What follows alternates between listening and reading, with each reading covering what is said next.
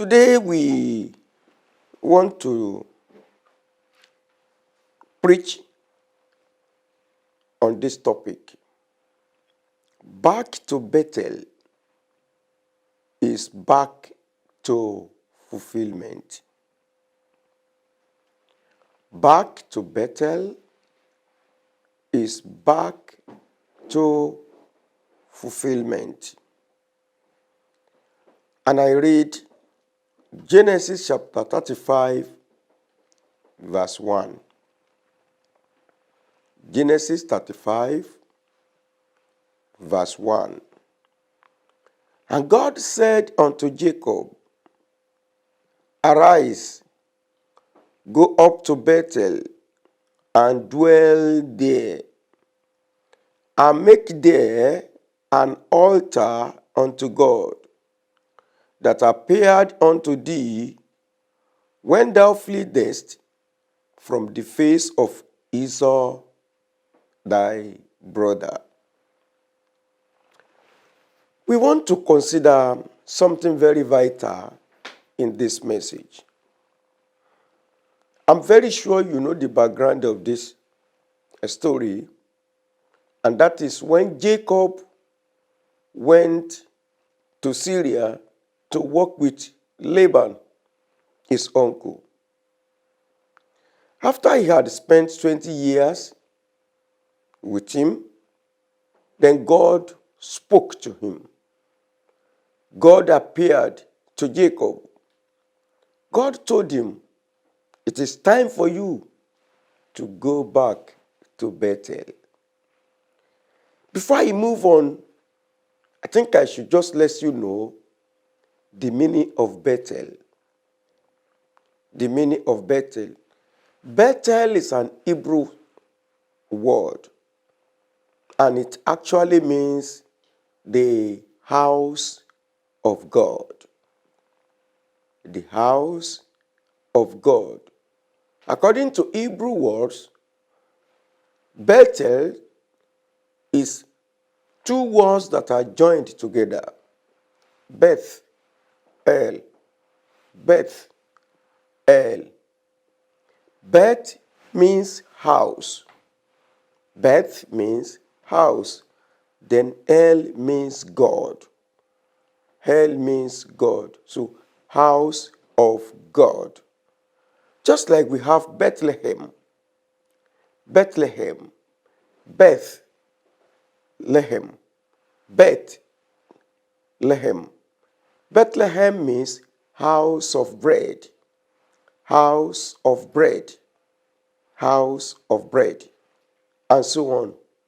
So going back to our topic, when God told Jacob to go back to Bethel, it means God was telling him that he should go back to the house of God.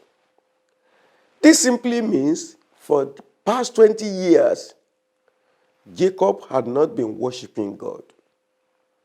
He had not been attending the house of God. He has not been serving God. He has not been performing his duties and responsibilities in the house of God. So it is time for him to return to Bethel, because Syria is an idolatry country. So they don't worship God there. But God wanted Jacob to go back to Bethel so that he will be able to serve God. Now, I say, back to Bethel is back to fulfillment. Let us enter the message. Until the eyes of a person is opened to total fulfillment, he will be complacent at partial fulfillment. Until the eyes of a person is opened to total fulfillment, he will be complacent at partial fulfillment. What is the meaning of that? When Jacob was in Syria, working with Laban.